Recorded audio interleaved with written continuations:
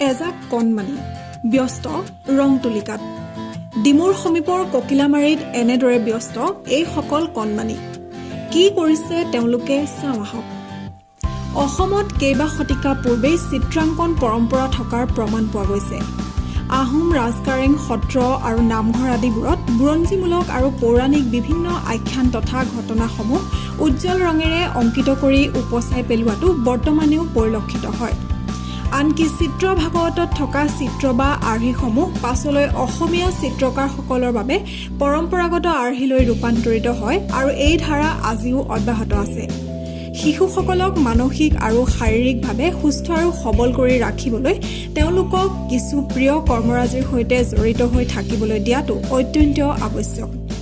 এই উদ্দেশ্য আগত ৰাখিয়ে অসমৰ এখন জনপ্ৰিয় কাকত দৈনিক জনমভূমিৰ উদ্যোগত শিৱসাগৰ জিলাৰ পানীদিহিং মৌজাৰ অন্তৰ্গত ২২৫ নং ককিলামাৰী প্ৰাথমিক বিদ্যালয় প্ৰাংগণত তাৎক্ষণিক চিত্ৰাংকন প্ৰতিযোগিতা অনুষ্ঠিত কৰা হয়। প্ৰায় ৩ শতাধিক ছাত্ৰ ছাত্ৰীয়ে আজিৰ এই চিত্ৰাংকন প্ৰতিযোগিতাত অংশগ্ৰহণ কৰে। ৫টা শাখাত অনুষ্ঠিত হয় এই প্ৰতিযোগিতা। আনহাতে এই তাৎক্ষণিক চিত্ৰাংকন প্ৰতিযোগিতাখনত দৈনিক জনমভূমি কাকতৰ যোৰহাট সংস্কৰণৰ জ্যেষ্ঠ প্ৰবন্ধকদ্বয় এন চিৰাজ আৰু ৰঞ্জন শইকীয়া, জ্যেষ্ঠ বাৰ্তা সম্পাদক দিগন্ত বুঢ়াগোহাঁই, বিতৰণ বিভাগৰ প্ৰবন্ধক ৰাজীৱ ভট্টাচাৰ্য আৰু বিচাৰক হিচাপে তপন চাংকাকতি উপস্থিত থাকে। দৈনিক জনমভূমি কাকত গোষ্ঠীৰ পৰা বিভিন্ন ধৰণৰ সামাজিক কাম কৰা হয়। তাৰ ভিতৰতে আমি নতুন প্ৰজন্মৰ মাজত বিশেষকৈ সৃজনীমূলক প্ৰতিভা বিকাশৰ কাৰণে চিত্ৰাংকন প্ৰতিযোগিতা এখন আয়োজন কৰিছোঁ।